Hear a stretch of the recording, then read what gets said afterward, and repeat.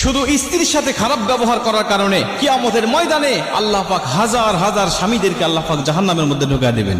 কিয়ামতের মাঠে যদিও তাদের অনেক আমল ছিল, নামাজ ছিল, রোজা ছিল, তাদের আমল নামে হজ ছিল, যাকাতের মতো সওয়াবও তাদের আমল নামে ছিল, কিন্তু স্ত্রীর হক না আদায় করার কারণে, স্ত্রীর সাথে খারাপ ব্যবহার করার কারণে আমার আল্লাহ পাক কিয়ামতের মাঠে তাদের ঠিকানা করে দিবে জাহান্নাম।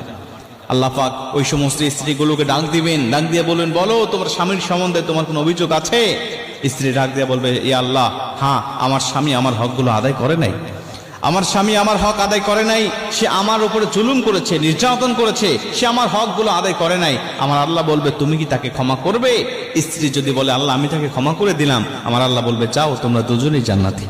কিন্তু স্ত্রী যদি বলে, আল্লাহ আমি তাকে ক্ষমা করতে পারবো না, কারণ এতটা জুলুম করেছে, আমি শুধুমাত্র এই কিয়ামতের ময়দানের অপেক্ষায় ছিলাম যে কিয়ামতের ময়দানে আল্লাহর কাছে আমি অভিযোগ করব, কারণ দুনিয়াতে আমার অভিযোগ শোনার মতো কোনো ব্যক্তি ছিল না।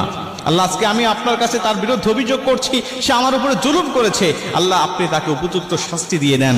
আমার আল্লাহ পাক তখন ওই স্বামীকে ঠেকিয়ে দিবেন, বলবেন, না, তোমার জন্য জান্নাত যাওয়া যাবে না, তোমার জন্য জাহান্নাম ওয়াজিব হয়ে গেছে, কারণ তুমি বান্দার হক নষ্ট করেছো, তুমি তোমার স্ত্রীর হক নষ্ট করেছো, তোমার স্ত্রী ক্ষমা করবে না যতক্ষণ, তোমাকে জান্নাতে ঢুকতে দেব না ততক্ষণ।